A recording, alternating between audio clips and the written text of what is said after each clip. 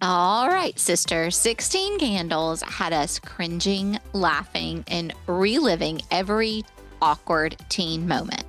I mean, it was awkward, especially in today's world, but it's so dang funny, sister. It is so funny. And I feel like it's so realistic in some ways for what we lived through. So it was totally so much fun. agree. I agree. Well, today we are trading in awkward for outrageous. This one skips the drama and school. That's right. A day off, a joyride, and a marching band. Ferris Bueller didn't just break the fourth wall, he broke all the rules, and we are here for it. I'm Amanda. And I'm Missy, and this is Real Sisters Rewind. Join us as we go back to the 80s. Welcome to Real Sisters Rewind, Back to the 80s, a podcast for people who love movies and wish they were as good now as they were back then. If it's your first time joining us, we are sisters who love great films and think some of the very best are from the 80s decade. We are rewatching and reliving some of our best movie memories. I'm Amanda. And I'm Missy. And if you're enjoying this podcast, please give Real Sisters Rewind a 5-star rating on your podcast app and subscribe and review to help new people find the show.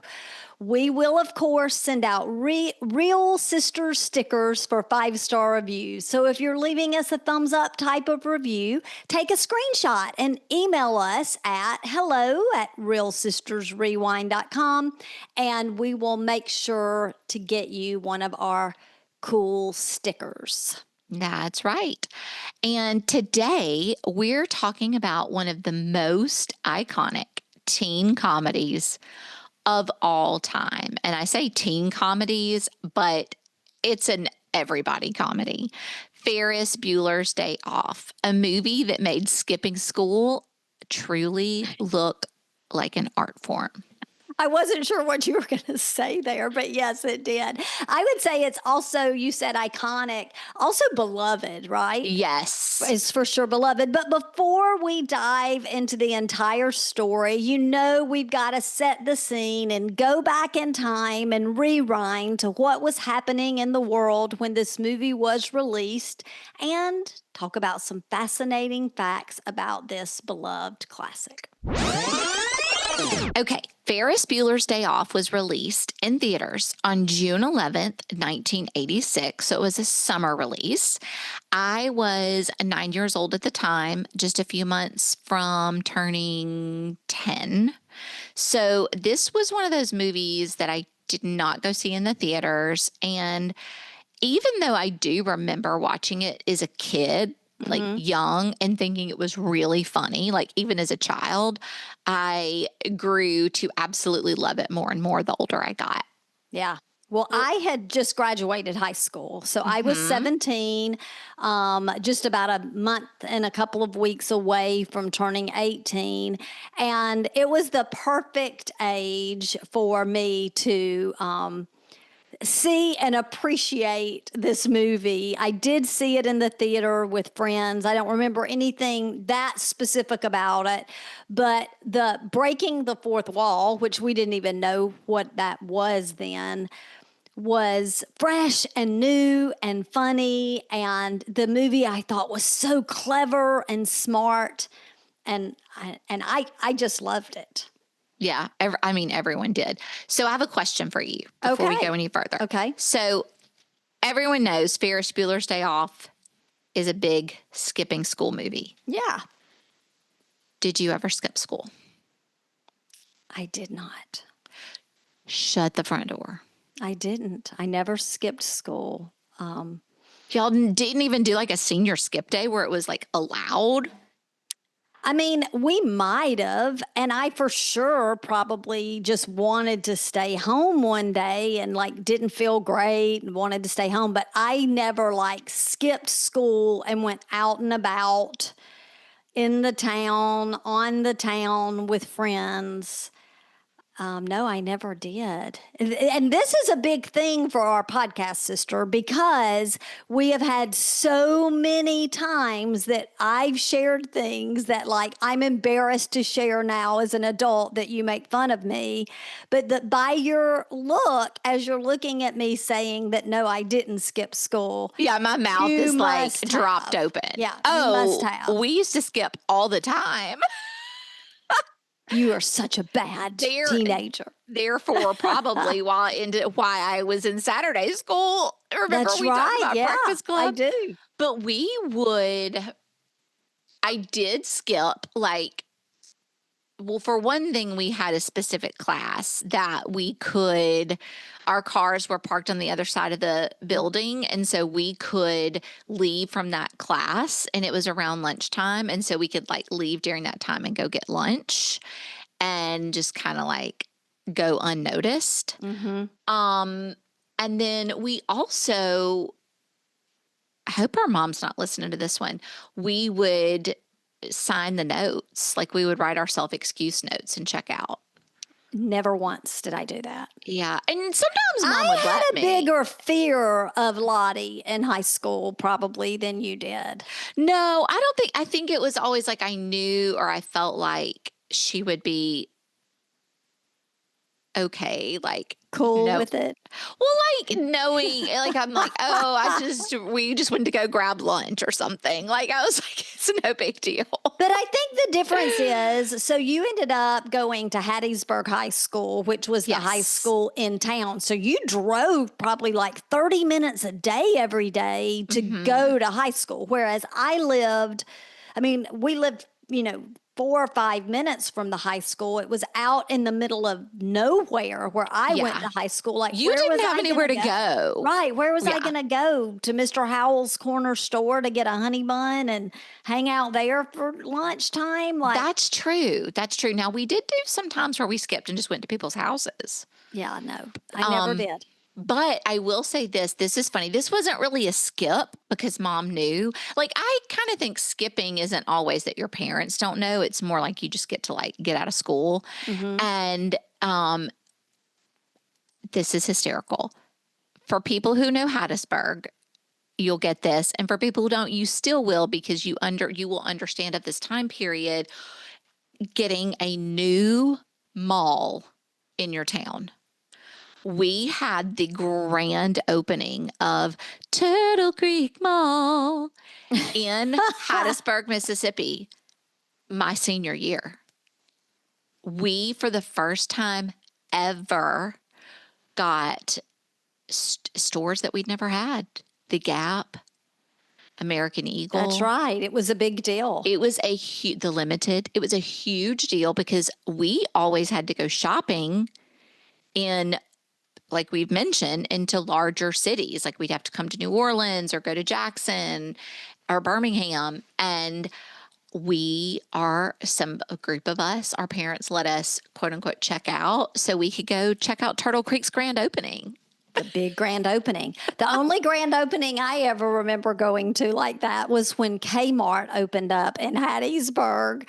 And I was like 8 years old, and it was such a big deal. And we went, and it was just like chaotic and crazy and people everywhere. They had the blue light specials back in the days. Like, I bet our mom did not like that. no, but she went. That's hysterical. We went. Well, we did some skipping, but that was one that I really remember getting to skip to go to the grand opening. That is hysterical. No, I wasn't a skipper. Mm-hmm. I loved school though. Like, I was like, Miss School Spirit. I didn't want to necessarily miss school unless I was just tired and needed a day to catch up at home. I wanted to be there. I love it. Well, when Ferris Bueller's Day Off hit theaters in that, I'm sure, hot June of 1986, the number one song on the American Top 40 was On My Own by Patti LaBelle and Michael McDonald. Oh, Michael McDonald. I loved Michael McDonald. I still love his voice when I hear it. Oh, I don't. No? That duet was everywhere. like, I feel like that's the kind of music you would hear in the car, you'd hear it at the mall, you'd hear like everywhere you went, you could catch a glimpse of that tune. And Yeah. I don't know all the words, but I do know like there's a lot of back and forth. Like, Yeah. why did it end this way? And then it like goes back. Yes. Like Yes. they go back and forth a lot in that one. But it's so funny because all I can think of when you say on my own is out here on my own, which And is that's so not that funny song. because I think of On My Own from Les Mis. Yeah. On my own. Oh, yeah. But oh Well, no, there. this was Patty and And Michael. Michael. Yeah. Oh yeah. Not to Well, be confused with Jackson. right. Well, to carry on our pop culture spotlight, the number one TV show still hanging in there. We've mentioned it so often was The Cosby Show. I mean, did anybody watch anything else? Yes, I'm sure they did. But when I actually looked into what shows were debuting that year, just to give us a little something different to talk about, most of the top 50, they didn't even ring a bell. Like, Are I you was like, I kidding? don't even know what show this is. Yeah, the shows that debuted, right? Gotcha. But I found a gem in the dirt as I was looking, and there was all this buzz about a show that was in pre-production and that was going to debut that fall. So see if you can guess. I'm going to give you clues. Are you ready? Okay. This show went on to air 5,873 episodes across 25 seasons. Can you guess? Well, then it has to be like a 30-minute show, I would imagine, not like a hour show. Can you give me another clue? I'll give you a clue, but it'll totally give it away. Okay.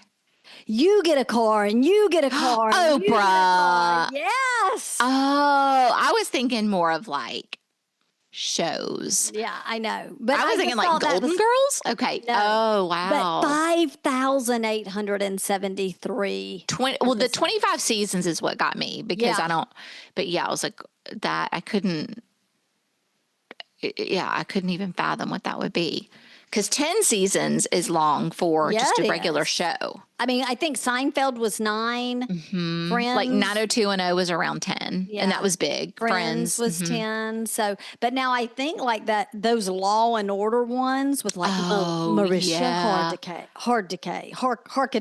How do you say her name? Melissa? Hargestay. Marissa Hargestay, whatever. Like they've had like 20 plus episode years. Yeah, that's true. Yeah. They've been on forever. Well, on newsstands, People magazine, the cover that week was all about Rock Hudson. And it was sharing about his final days and the kind of emotional details of that and the legacy he left behind. And wasn't it kind of like controversial? I don't know. Because it came out that he died of AIDS. Of AIDS, and right. Then it came out that he was homosexual, but yet he he was married, I think, to Jane Mansfield. Right. He was, this big leading man. Yes. And at that time, it was really a shock to have someone that was perceived by the public in one way, like Rock Hudson was, to then come out in a completely different way of what people thought. Yeah. Yeah. That's what I thought. Yeah. Okay. Well, that People magazine keeps us up. Well, let's see a few of the Do You Remember? Are you ready? Okay. I'm ready. Do you remember Teddy Ruxpin?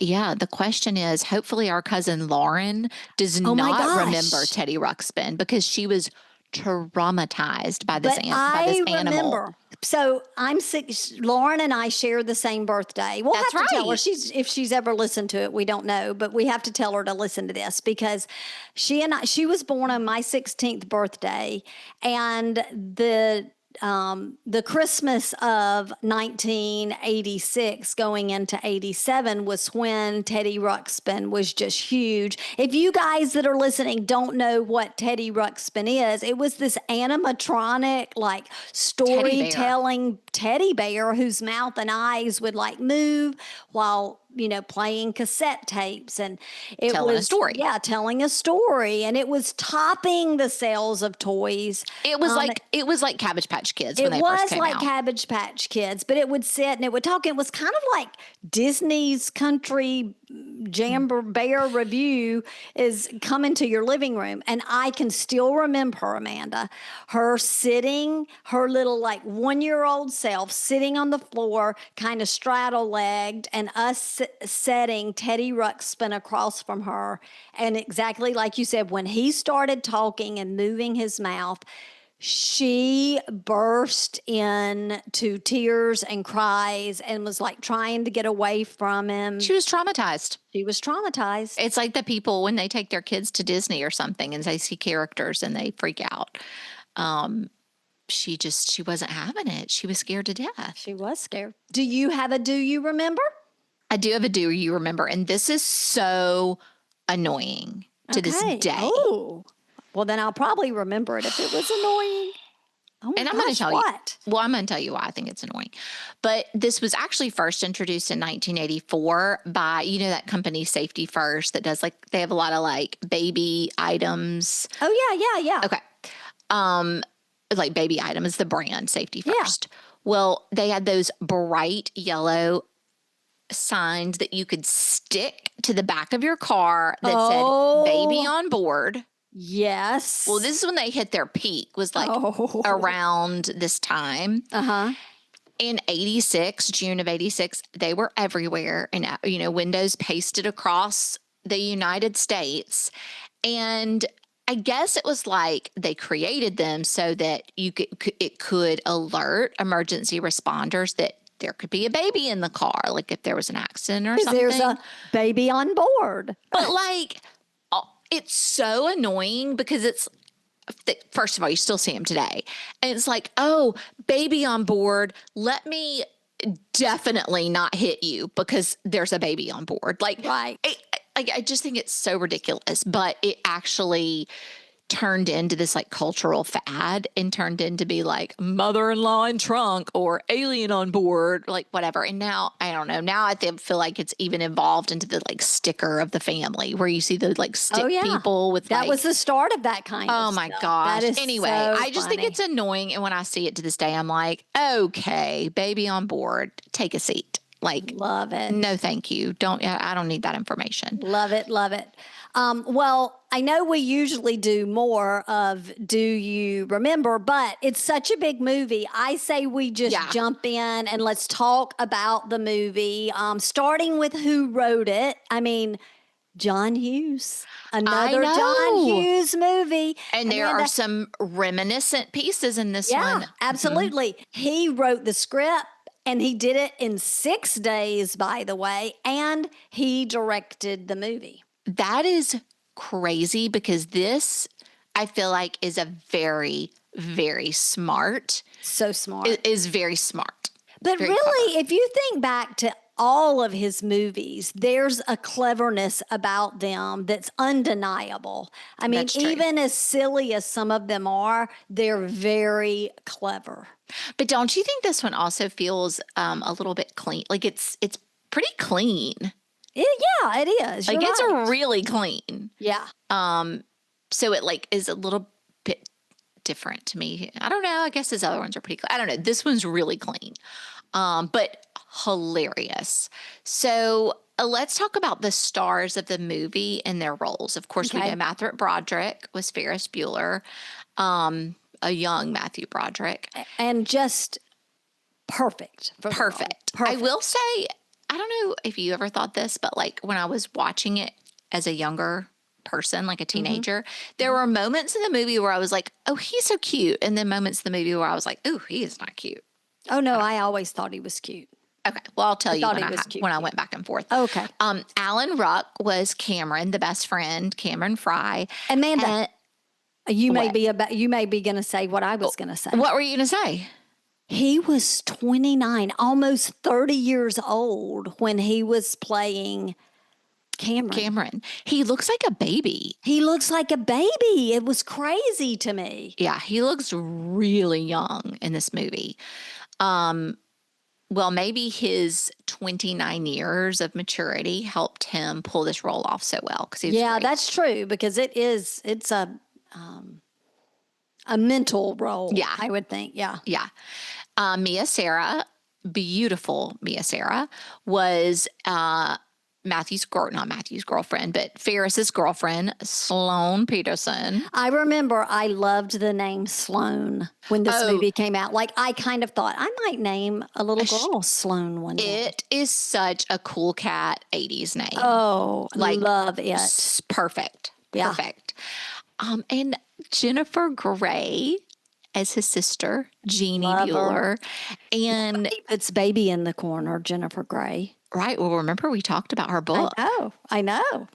And that how she and Matthew dated. And he wasn't the best boyfriend. He didn't have the kindest words for her. No, he didn't. Then Jeffrey Jones was Ed Rooney. He was fantastic as well. Edie McClurg was Grace, the assistant, his office assistant. She is such a great character actress. So great, so funny. Just everything about her was hysterical. And then Ben Stein makes a little appearance in this as well. And what was he famous for? Like, he had a Saturday science or after school science movie. Like, what was Ben Stein famous for? It wasn't like he was a famous actor. No, but you're right. He was. Like, now that Ben Stein, the science guy. Was he the science guy? I don't know. I think. Was he? I mean, could have been. Bueller. He was great at that. I don't know that he was the science guy. Well, who was that? Remember that song? That was Bill Nye. Oh, yeah, Bill Nye. They both start We are so good at this. We are so professional. We have got all our ducks in a row. Yes, we did. I don't know. We can look into it though, because he was something. Yeah, for sure. Well, for sure. See if you can find it. I'll talk about the rating and the runtime and all that good stuff. So it was rated PG-13 and had a runtime of about an hour and 43 minutes. That's our sweet spot, sister. So many of the movies of that time were in that sweet spot. And on a budget of about $5 million, it brought in domestically about $70 million at the box office. Nice. Yes, very nice. Well, a couple of things I just wanted you to know is that while you were sharing that, I got into our professional files. Okay, great. Really, Ben Stein is not like before he appeared in Ferris. Like, he doesn't. It's not outstanding for anything famous. But I can do a little more digging because real fans, I could be wrong. But I did want to say this too, because we mentioned how old Cameron was when he did the film, when he made the film. Matthew Broderick was 24, and he looked much younger than 24. Yeah, he did.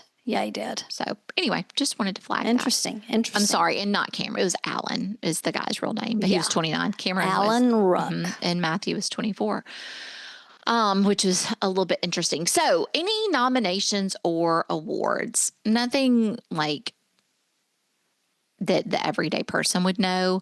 They did win a BMI Film and TV Award in 1987 for Most Performed Song. Which I'm sure was Shake It Up, Baby, now shake it up, my baby. gosh, you just unlocked a memory. In college, y'all had a swap. Yes. No, it was my very first KD party. It was your party, and that was the theme. To Twist and Shout. Was because of this movie. I was going to share that when we got to the awards. Okay. I know Dana went with Marty Williams. I went with, oh my gosh, I remembered his name and I completely just forgot it. Oh my gosh. It was the I'm seeing cutest it in my party head. pics. I It was remember such cute. those. He was This such a cute date. I Y'all mean, had he those could white be the cutest. sweatshirts. Yeah, and they were white and Uh-huh. black, and it said Kappa Delta Twist and They were Shout. so cute. I And it was remember. all because of the notoriety of this movie and that song, because that was the fall of 86. Yes. Yeah, I remember those pictures. And you were like, I feel like you were like sitting on the guy's lap with your toes I pointed up. was. It was We'll have to such try to find that picture. Wait, I know I'll remember his name. Okay, when you do, you can share it. Okay, well, You can give him the shout out he yeah. deserves for I'm going so to the sorry twist I've and shout. forgotten your name. I'm sure he's It's listening. a little bit different. It's like I'm not even going to try. Let's just Okay. move on. Well, it does appear, even though it didn't win any major awards, it does appear on the top comedy and most quotable movie lists quite frequently, which makes total sense. But yeah, like I said, no major like Oscar or Golden Globe nominations or anything, which is a shame. Like I feel like this was a really clever what's the word? Creative movie Yeah, and could story. have So thrown a few awards at him. It was really yeah. great. Yeah. Well, real fans, crank up those Ferraris and let's get our engines going as it is time to go through the scene by scene of Ferris Bueller's Day Off.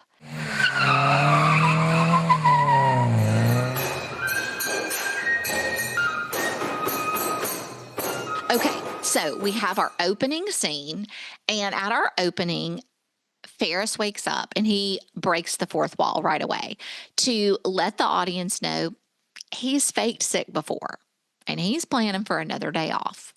And it's going to be his 9th sick day, apparently. So he's really going to have to convince his parents, and he's ready. He has gone all out. And I love this so much. It's such an 80s thing. I think we really loved to see people be creative with their gadgets.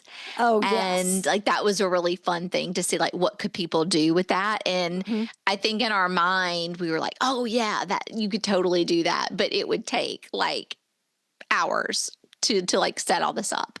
But he has his props. He's got his synthesizer ready. And he's got his hands are clammy, and he's got, he has he doesn't have it in his bed yet, but he's going to have a mannequin set up, like Yes, all yes. the bells and whistles that we will get to see throughout the story. But he's got all of these things set up to have him set up for a day of fun away from school. And doesn't he have a thermometer that he has like in a heating pad or Oh, something, getting it yes. hot, and he puts it in his mouth? So this is something that I'm just remembering as we're here. My friend Rhonda and I did used to kind of try to get sick or to make ourselves seem sick to miss school or whatever. And I swear I remember one time I was trying to break her leg for her. I don't remember why, but I was like, she was like on her back and I had her leg and I was trying to break her break leg? her leg. I don't know why she wanted me to try to break her leg. I guess so she could get crutches and It didn't work though. no, I could not break her leg. Yeah, it's probably a little harder than you thought it would be, huh? Yeah, it was. But I hope she doesn't have knee trouble today because of that. And I know she remembers it because we've probably tried it more than once. Like that was a little extreme. And also you would still have to go to school Yes. with a broken Yes. leg, which would be miserable. Yeah, it would be. And people would do it and they would have like their crutches and somebody would be carrying their tray for them and all that. yeah. Who knows? yeah. We might have wanted to do it to get the attention Attention. of a boy or something. Yeah. But it's so funny because as he is trying to convince his parents that he's fine, he can go to school, And they're like, no, we insist you have to lay down. His sister comes in the room and she knows his BS from the moment she walks in. And he knows she knows. Totally. They're at odds immediately. Oh, yes, it is. they are going to butt heads because of this. You know, that's going to be like an underlying theme of the whole movie. But his parents fall for it, don't they? Uh-huh. They fall for it. And you know what I'm thinking about? Because I got this confused too. He doesn't do the he talks about the thermometer and says that is like an old trick and that she's going to feel his head and he's not going to be warm. So that's why he does the clammy hands. But he talks about Oh, the yeah, thermometer. that's right. That's right. Because That's he's right. like, you're going to get busted because she's going to feel your head and you're not going to have a fever. Well, the bedroom was the set of that bedroom was actually built on a sound stage, but Matthew Broderick had a lot of creative input into what it looked like. And many of the room decorations that were around, and I was trying to figure out what that poster was behind his bed, that huge poster. It looked like it was a rock star leaned over or something. I couldn't find it, but Matthew Broderick helped pick a lot of that out, including that synthesizer, which was an Emu Emulator 2, and it was worth over $8,000 in 1986. I mean, your Oh, typical teenager wouldn't have would had not that. have that. But who knows about an affluent teenager in Chicago, John Hughes? That's right. Loving, always writing about Chicago. Yeah. Well, another interesting fun fact about this, and there's one other movie I know of that we've talked about where this happened, that most of the movie was filmed in chronological order. E.T. was the other one, Yep. right? Yep. Yes. Those are the only two. It's very rare, I think, Yeah. for that to happen.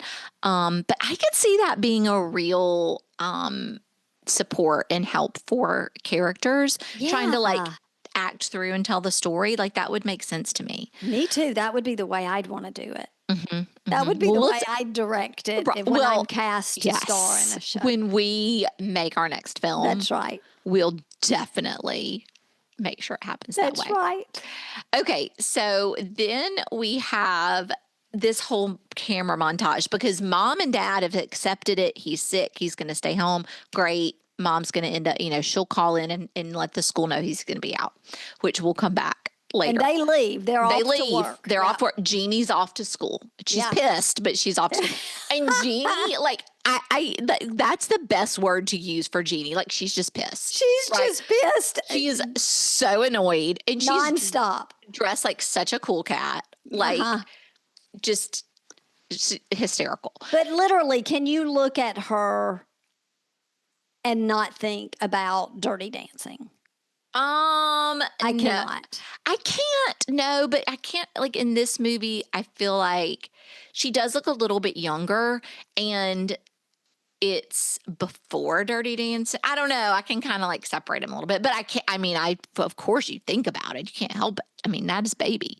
Right. And nobody puts baby in a corner. I'll say it again. But what I was going to say is, so I love this part because this is when we get that shower scene where it is a whole montage, but like we get the shower scene and he's like, life moves pretty fast, which is quotable. Right. And he's washing his hair and he's like making the mohawk and he like walks out of the bathroom with the towel on his head and like does the Love whole it. Yeah. just telling us about what he's up to and what's going on and why he needs to skip school and how this is going to happen. But then, sister, it cuts to the classroom because everybody's in school and he's not. And what do we see? We see Bill Nye the Science Guy. Just kidding. Just kidding. Not Bill Nye the Science Guy. We see Ben Stein as the science teacher. Yes, the science. I don't know if he's teacher. I don't know what kind of teacher he is, but and he's a teacher. He's calling roll. And it's interesting because you think he just says Bueller over and over again, but I caught it this time. He does call them by their name, but there were a couple of other people, like he would say their name and repeat it, but then they would be like, I'm here, or whatever. So that's the way he called roll. Did you have any teachers ever that called roll in a unique way? Mm-mm. I didn't either, but I did have a teacher, Mr. Pace, in 8th grade. Loved him. He was one of everybody's favorites. You could not ask to go to the restroom in his class. You would have to raise your hand and say, I need to go see a man about a dog. And you could then get a hall pass and go to the restroom. That is hysterical. Yeah. Yeah. I wonder what the method behind that madness was. I don't know. I guess he didn't want to think about you going to the bathroom. I don't know. Well, anyway, he's calling roll. And this is where we get the famous, like you just said, Bueller, Bueller, Bueller. That's when, and this is important because this is the beginning of Ferris being out of school, snowballing into something really big. There's a student and actually, the student, her name's Simone, but do you know who that girl is? No, who? Okay, I'll come back to that. But she goes into this whole long explanation of why Ferris isn't there, and it's like somebody's girlfriend's boyfriend, sister's brother. And they heard that Ferris passed out at 31 Flavors last night. Oh, and yes. I guess it's pretty serious. And that like starts it off. And she spills this whole thing, and it is clearly like absolutely not true at all.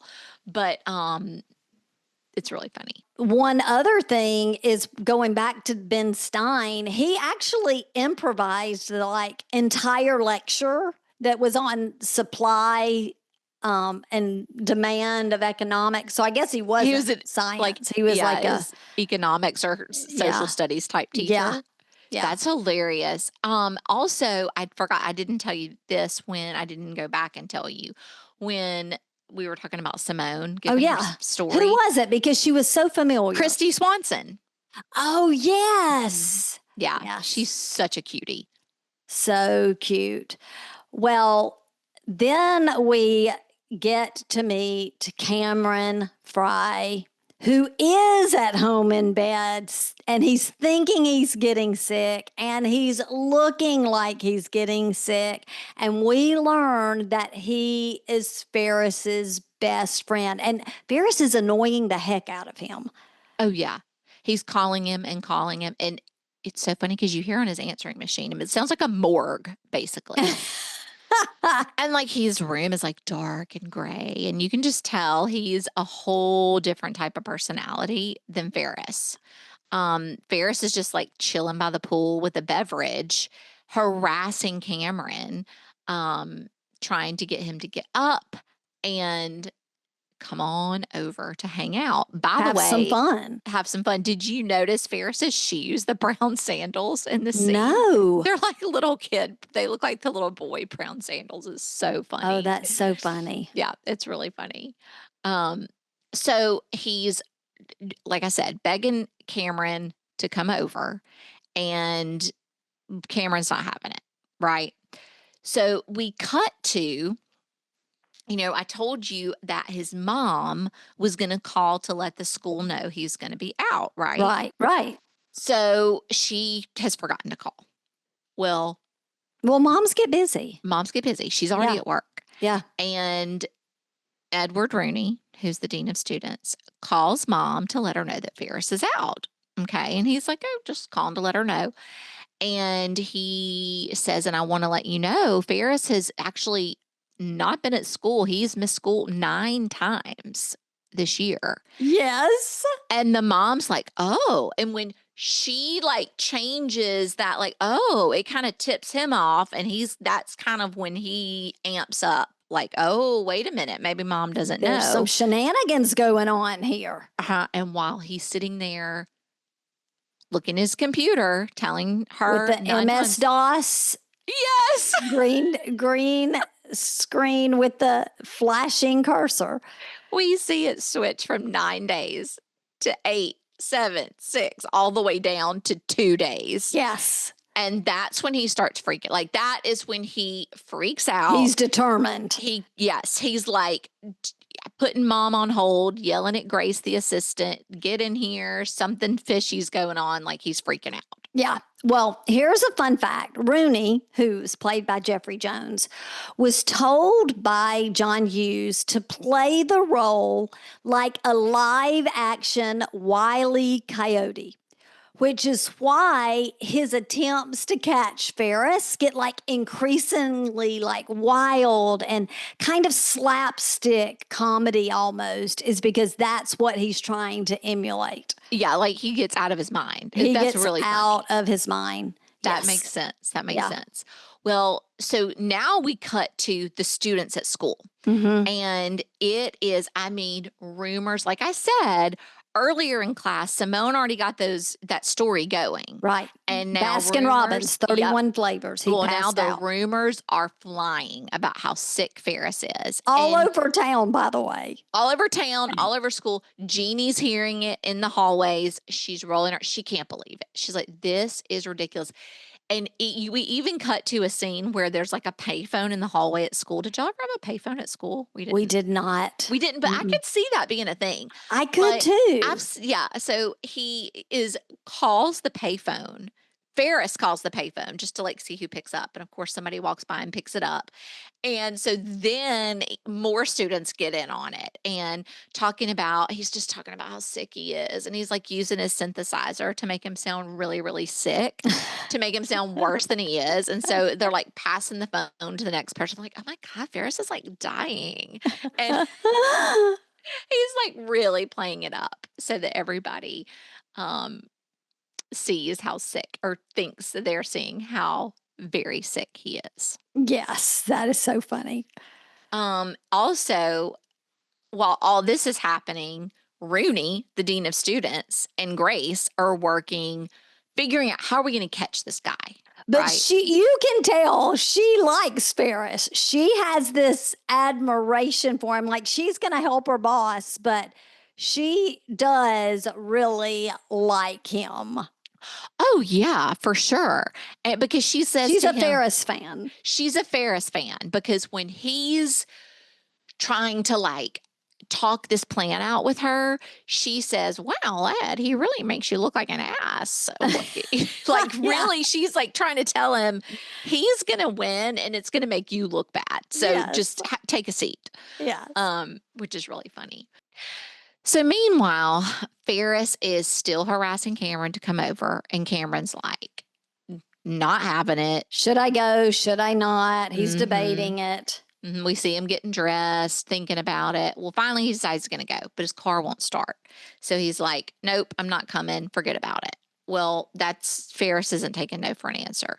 So Ferris shows up at his house, and this is when they make the choice.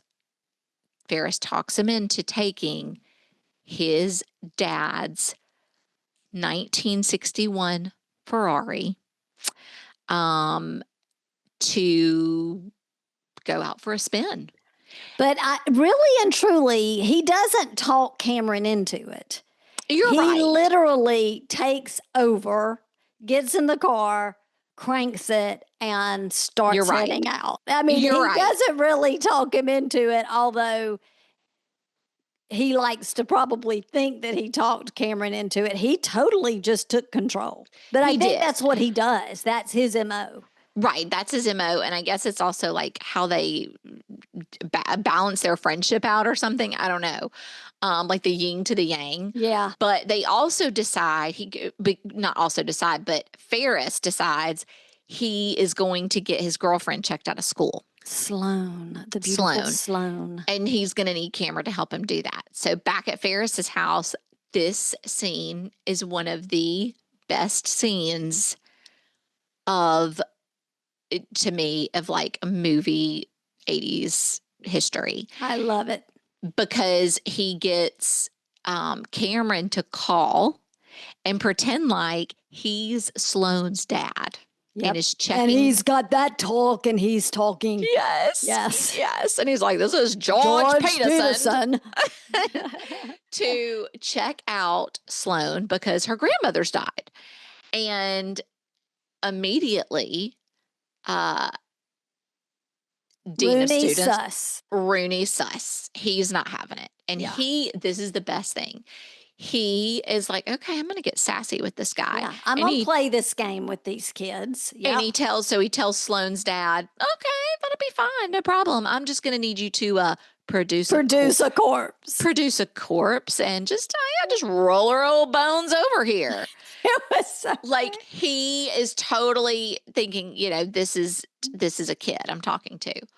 Well, I think he actually thinks it's Ferris, and he he's thinks just it's going on Ferris. with him. Totally. He thinks it's Ferris. Because he knows Well, that Sloane is Ferris's girlfriend. while he's getting all sassy, he sees his other line light up on his phone.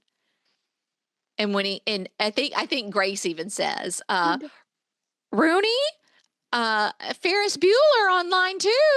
And he's And like, you see his face, just you like see his it's face. like an oh crap moment. And he clicks over, and sure enough, it's Ferris. And he's like, "Oh, sorry, Mr. Rooney. Just wanted to let you know that I'm home, not feeling good today, and I'm going to need to see Need my sister to bring my homework. to bring my homework."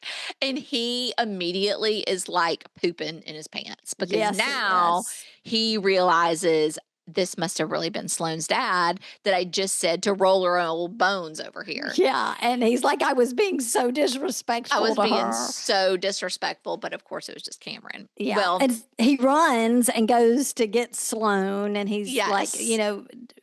walking her out.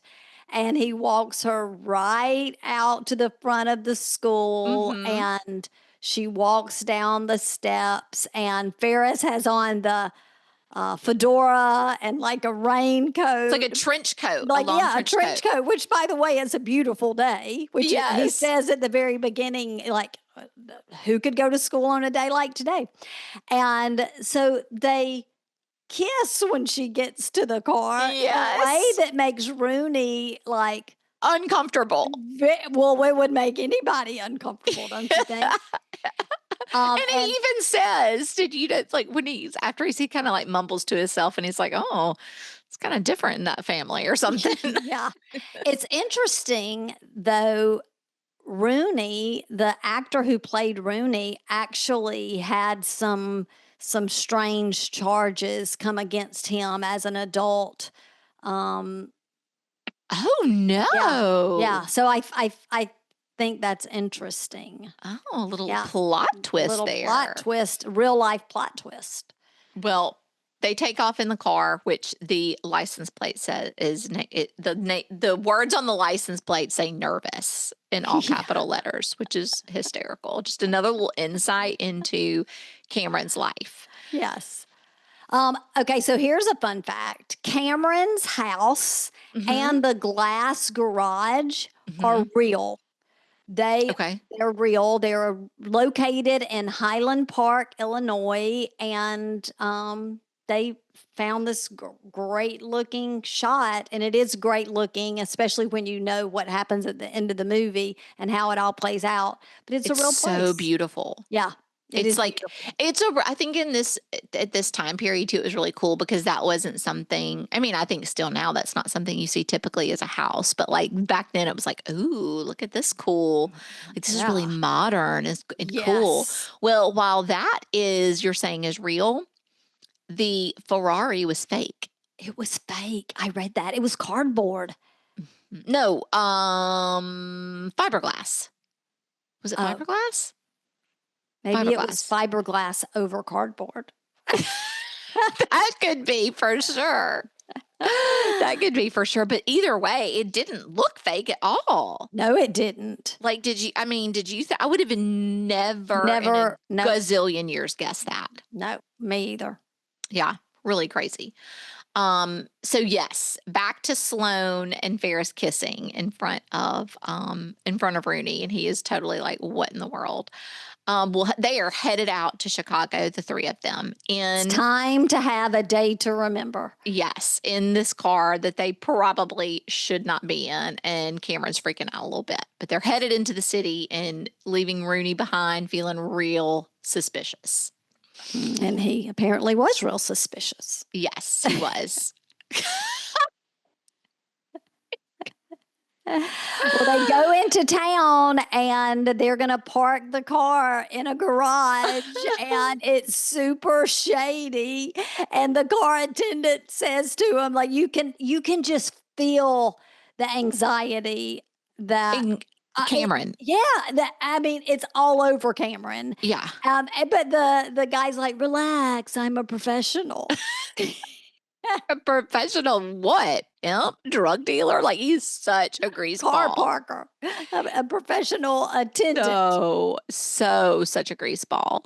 But this is what's so funny when so they convince Cameron, like, it's fine, just it's cool, Yeah. leave him. So he's like, okay. So when the three of them are leaving the parking garage to like go explore the city, we see the Ferrari come out the other end of the parking garage and like peel out Like around the Thelma and corner. Louise. Yeah. They're like getting air. They're like pumping on bumps and like, Yeah. It was getting like, in the air. And here's another fun fact. That scene actually was not in the original script. Hughes oh, added it as a visual punchline like later to heighten the tension over the car because oh, the yeah. car is a big piece of Of the anxiety for story. everybody who's watching it, not just Cameron. Totally. Right? Absolutely. And that does heighten it because the whole time they're out having fun, you can't get over the fact in the back of your mind that that car is out and about, Stressing me out. stressing Yes. me out. Well, meanwhile, while they're getting out and about in Chicago, it's getting close to lunchtime. Mom comes home to check on Ferris. Of course, we get nervous because we're thinking, he's not going to be there. He's not going to be there. But she peeks open the door and he's got it all set up, like I said, with his props. He's got his mannequin in the bed, covered up. The synthesizer snoring. Snoring away. And he's got like a pulley hooked up so the mannequin rolls over. And of course, mom doesn't want to go in too far because she doesn't want to wake him up. So she Doesn't doesn't want to bother see. him. He's Mhm. sick.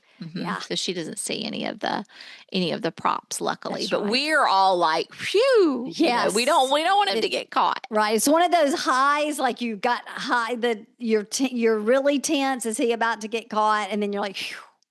But Yeah. now they've parked the car and the adventure in Chicago begins. Yes, that's right.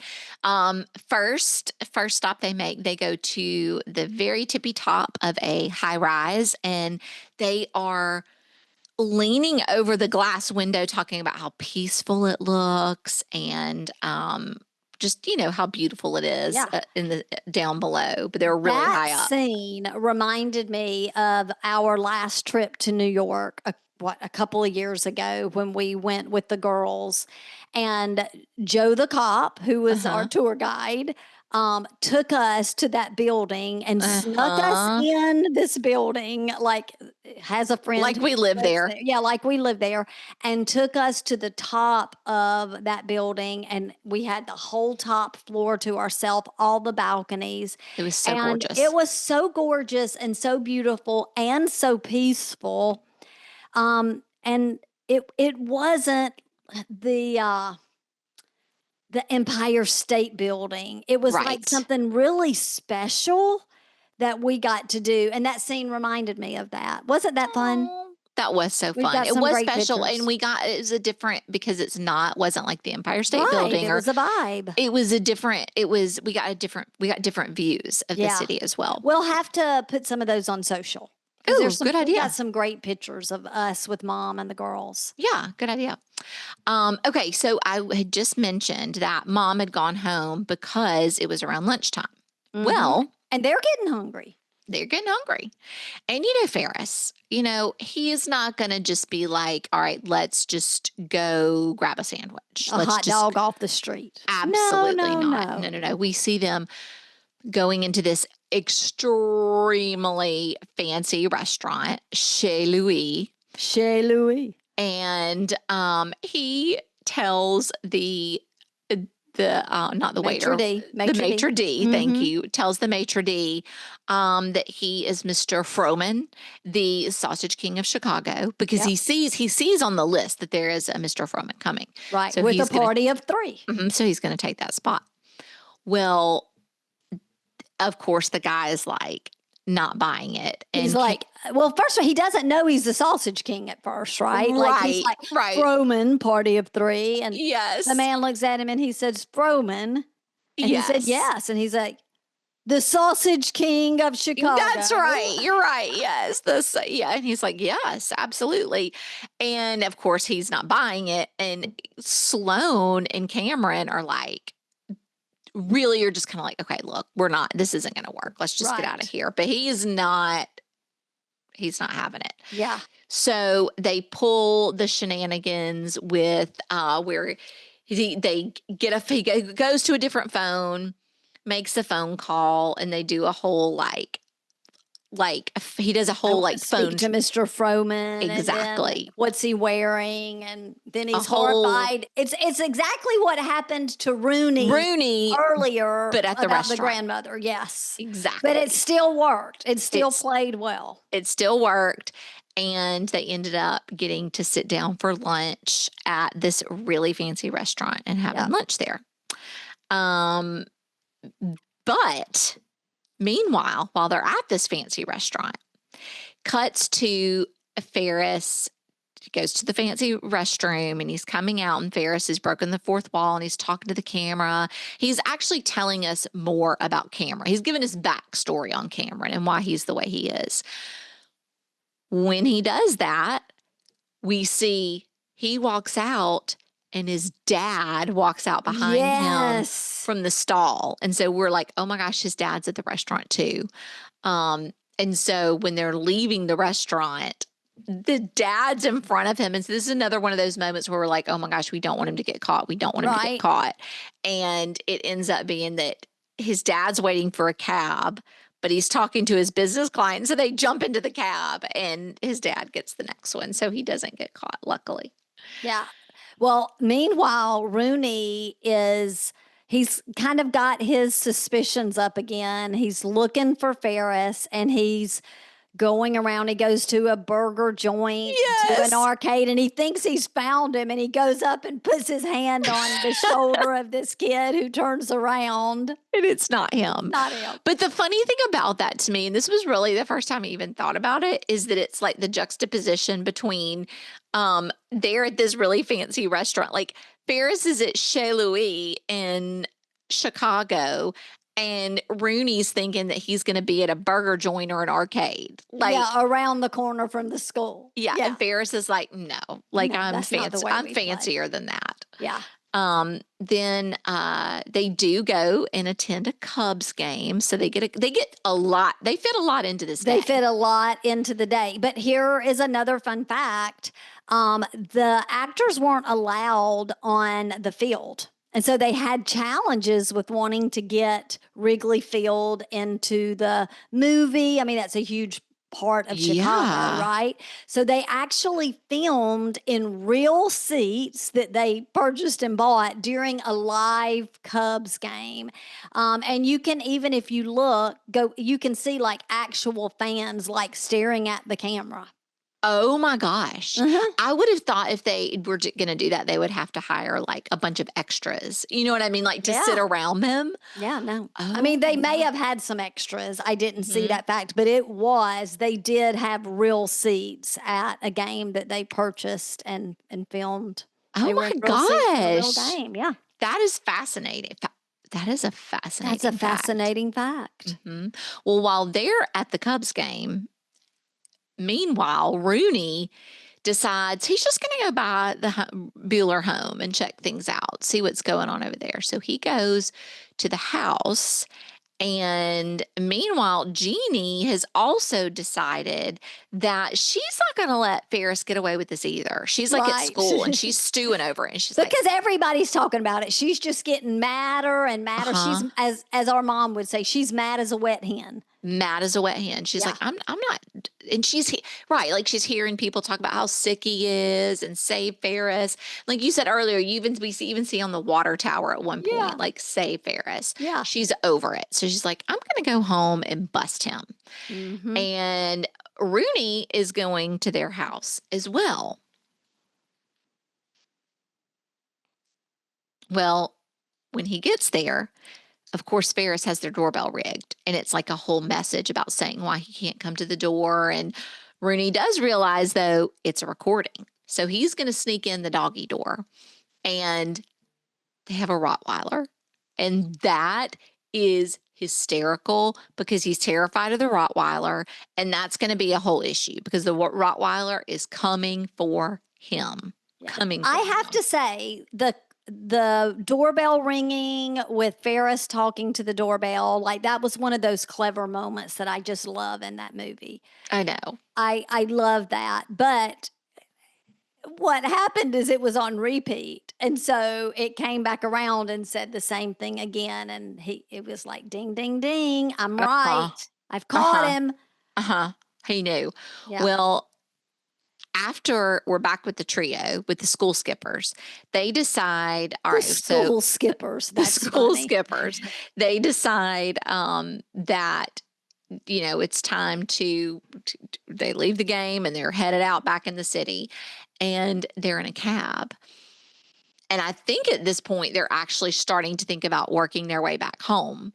And their cab gets stuck in traffic. And they are panicking a little bit, you know, because they're needing to go. But their cab gets stuck in traffic. And they look across from him, and there's Ferris's dad. So again, there's another moment where like, oh my gosh, don't get caught. Here we go again. Yep. And Amanda, it's right after the cab scene that comes one of my favorite scenes of the movie, probably the most iconic. I don't know if you can even say that with this movie. There are so many iconic scenes. This probably is the most. But the parade scene where they look up and Ferris is on a float. Yes.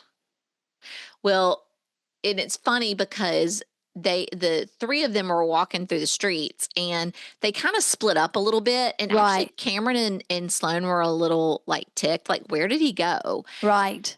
And they look up, and he is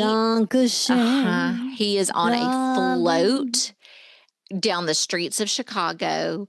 And he's got the mic and he is singing, and they're actually judges. Like, they pull up by the judges' like stands and they're like so confused by clearly this float has changed their entertainment, because that's exactly not what they were expecting. They were not expecting it. And of course it goes from Donkashane to Twist and Shout. And just another fun fact is that the parade scene was filmed during an actual parade, the Von Steuben Day Parade.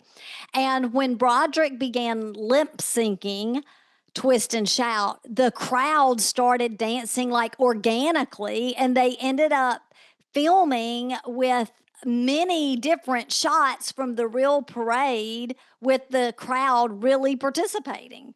I believe it, because how can you not dance to Twist and Shout? Like, it just makes sense. I know. The funny thing about this too is this is another one of those moments where his dad is like working in a high rise and hears all the fun out his window, and he like looks down and he just sees the float and all the people dancing, and he like dances in his window. It's so, his dad kind of reminds me a little bit of one of my really, really good friends' dads. It cracks me up. So while all this fun's going on with them, Rooney and Jeannie, although separate, are both on a mission to find Ferris. Okay. Yes.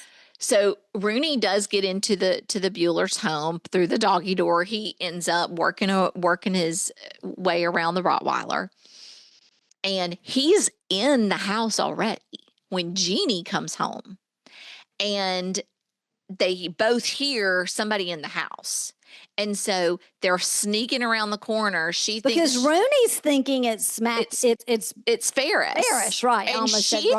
And she's thinking it's Ferris too. Yeah. And so they're like, I'm gonna get him. I'm gonna get him this time. And they're walking around the corner, and then they are face to face, and Jeannie immediately like drop kicks him in the face. Yeah, it's like she doesn't even realize it's her Dean. No, she just knows that it's an intruder. Yes. And so she goes into scared to death. Protection mode. And this is so funny to me. She runs up the stairs, and I don't know why it makes me laugh so hard, but ever since the first time I saw this movie as a child, watching her, the way she runs up the stairs is so funny to me. That's And so she funny. goes to like hide out in her room because she thinks it's an intruder and Yeah. calls 911 because she thinks there's a burglar in her house. Well, meanwhile, she calls the police. Rooney's car ends up getting towed because it's not supposed to be there. So there's, a whole scene going on there. Yeah. Well, and then what did you call them earlier? The three school The skippers? school The skippers. school skippers make their way back and they get the Ferrari. But it's just as the valets have been like joyriding and have just brought it back. And they're like, yeah, here you go. Here are your keys. But at least it's not wrecked. At least it's not wrecked, which is what you were scared of. And so then again, you have one of those tension release moments. They get in the car and they're driving, and all of a sudden you see Ferris look at the mileage, and he's like, Cameron, how many miles were on the car? And it's way over the mileage, and Cameron starts freaking out, doesn't he? Oh, he like goes comatose. Yeah. He totally goes comatose. And of course, Ferris is like, no big deal. We'll just roll the miles back. That's what we're Right. going to do. It's going to be fine. So he's comatose. They go back to Ferris's house to hang out in the backyard Yeah. by the pool. And he's not worried about it. They're like in the pool, in the hot tub. Totally And chilling. poor Cameron is just He's just trying to figure out his life. checked out. Yeah. He's Well, totally he's completely checked out. Checked out, doesn't know what he's going to do. And that's when Cameron does just rolls and like does like a head first, like roll dive into the deep end and does not try to swim up. No, he doesn't. Well, of course, Sloane and Ferris freak out. Ferris jumps in, pulls him out. Well, that scene wasn't actually entirely scripted. When Alan Ruck, when he had some like hesitation about it. And so when he was under the water, he actually ended up staying underwater a little longer than expected. And so it gave the scene some like realism Tension. and added drama. Because there was some real panic there, like he was down there too long. What? Yeah. I wonder why he didn't want to do the scene. I don't know. Interesting. I know. Well, Ferris does jump in and saves him, and they pull him out, and they're like, "Oh my gosh!" But then Cameron busts out laughing, like it's almost like it was the reset he needed. Yes, like he was like totally pranking them. But that is so bananas. I want to know why he didn't want to do the scene. That's interesting. I don't know. Actors. I mean, come on. Well, meanwhile, when they're getting all this figured out and getting Cameron, making sure he's okay. Jeannie ends up at the police station because the police come to her house because she's called that there's an intruder. So they're like, come down to the station with us and give us a statement. And so while she's sitting at the police station, this is one of the funniest things about the movie to me, and I feel like it just gets overlooked. While she's waiting to talk to the policeman, Charlie, it's a character, but it's Charlie Sheen, is sitting beside her, and he's like a total druggie, and he like totally hits on her and strikes up this conversation that she's at first way too cool and way too like, I would never talk to you. You're, just like scum off the street. Yeah. And we will see that develops. Yes. But it's hilarious. Well, he looks rough, but I guess maybe he started off a little bit like Tom Cruise. Maybe he still is a method actor, but he stayed awake for 48 hours because he wanted to get that authentic, look, like disheveled look of a druggie. Yeah. Like a crazy man, which he did. Yes. I just, yeah, for sure. He definitely did. I was like, oh, okay. I thought it must have been just makeup. Well, they realize when they try to roll the miles off the car that that is absolutely not working. And it, I guess, is kind of a good moment because this is when Cameron decides, I can't fix this and I'm going to stand up for myself. And we get the quote where he says, I got to take a stand. He's like kicking the car because the Yeah. car is up on a jack to try to To run reverse it. that mileage backwards. Well, he starts kicking it because he's mad. And he kicks it one too many times, and that car goes brrr, pew, out the back window. Wait, what does it do? Do that It again. goes brrr, pew, out the back window It does. and crashes in Yeah. the ravine below. It's awful. Yep. And awful. there was only one version of that fake Ferrari that was used for that final scene, and the crew had like rehearsed it for days to get the angle just right, because when it flew through the glass window there were no second takes, so they had there was precision in that scene that the the person watching the movie had no idea of the time that went into that scene. Who knew all these technicalities I of Ferris know. Bueller and the school skippers? No, that is really cool though. But I love this scene because it's almost like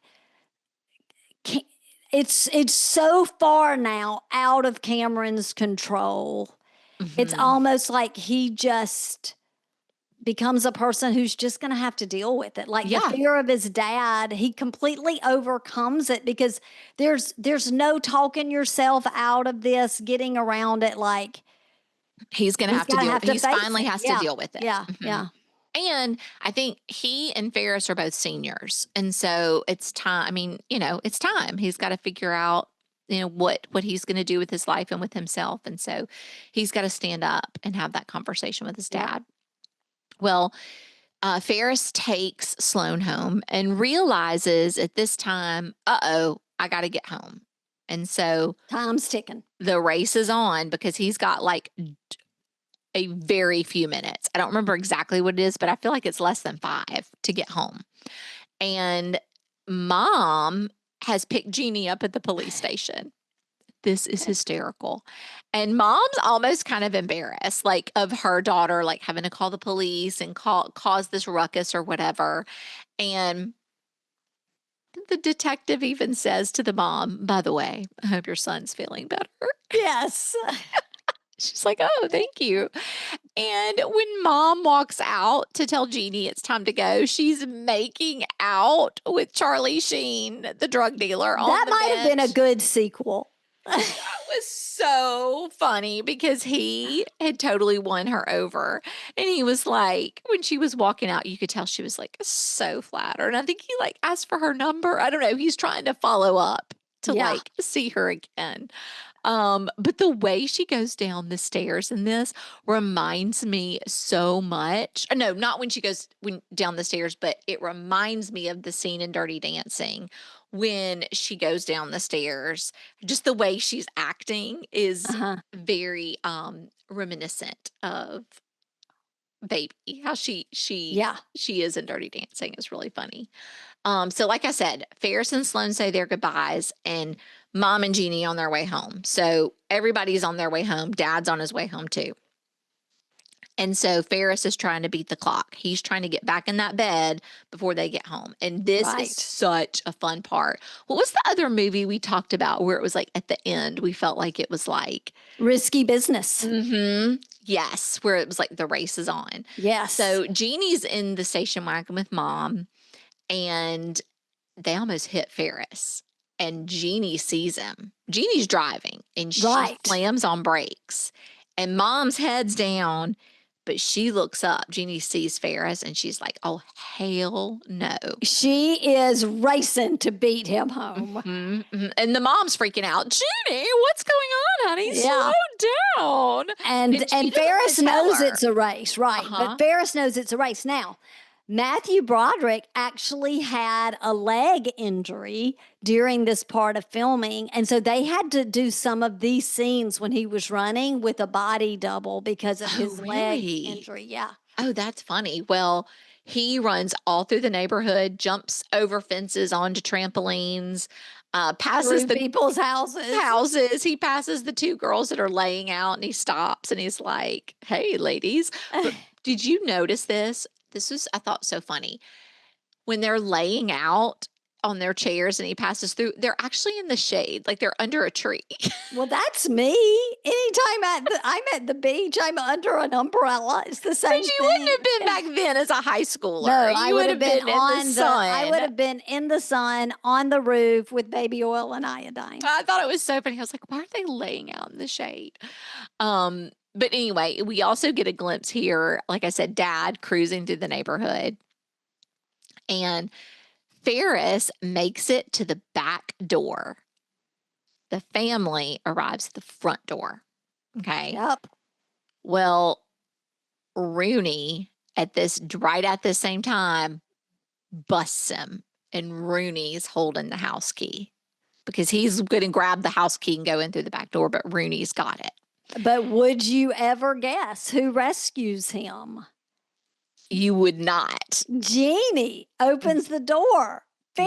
Ferris, Mm-hmm. we've been worried sick. Mm-hmm. Right? We've been worried sick. Where have you been? Get in bed right now before you catch your Yes. death. Because she has realized that it was Rooney. Yes. And she was like, okay. I feel like it's kind of one of those things where like, I can talk about my brother, but you better not talk about my brother. Exactly. I She's can like, be hacked off because he's skipping school, but you can't do this. You're not going to bust him. You're not going to come to my house and bust him. Did you notice all the flowers and the balloons everywhere? Like people sending their like it's hysterical. well wishes and Yeah. get well soon and all that. That was Oh, so yeah. funny. It's hysterical. It's hysterical. So he jumps in bed just as his parents are approaching his room, and he realizes the synthesizer, everything, it's still on. And so he takes his baseball and throws it and hits it just in the right spot to stop the sound machine. And then we get his final monologue about his day and, life passing you by and life moves fast. So, and after the credits, there's the final where he walks out. And I can tell you, I remember walking out of the theater, and like we had been gathering our stuff and getting our popcorn and stuff to throw away. And he comes, he's like, "Why are you still here?" And us, like, it's shocking us that he was like, "The movie's over. Go home." And I remember just thinking it was so funny. Yeah, it was so, again, cute and clever. We also had at the end where we see Rooney having to catch the school bus. Yes. To get back home or back to the school. And that's really funny too. It is funny. It's a funny way to end it. Mm-hmm. All right, sister. So, do you think it measures up? It 1,000,000,000% measures up. It is always funny. It is always clever. It will never be. I was about to say it will never be dated because I don't feel like it's super dated with their. I mean, I guess the technology part is kind of dated, but like their appearance and costume, like that, the wardrobe, like that kind of stuff doesn't make it super dated. It's just, teenagers skipping school. Yeah. Which they do. They still do. I agree. It completely measures up. I enjoyed it. It's one of the ones I told you I was really looking forward to, but it also is one that didn't disappoint because some of them have, like I would look forward to some of them and they just wouldn't be as great. To me, it as you had remembered, was so great. And so, real fans, if you haven't ever seen it, run, don't walk. And if you haven't seen it in a while, treat yourself to another rewatch of this great classic. It's really good. Really, really good. All right. So now it's time to give you some clues about our next movie. We're heading from the streets of Chicago to something a little more unexpected. Okay, here's our first clue. Love, longing, and law breaking all wrapped up in a Southern drawl. Second clue, the couple at the center of the story go from booking photos to baby photos. And the third clue, this movie was an offbeat tale that became a cult classic. Think you've got it? Come rewind with us next week to see if you are right. Well, thanks for skipping school with us and reliving Ferris's unforgettable day off. And don't forget to follow us on social media and leave a 5-star review if you're loving the show. We seriously love hearing from our real fans.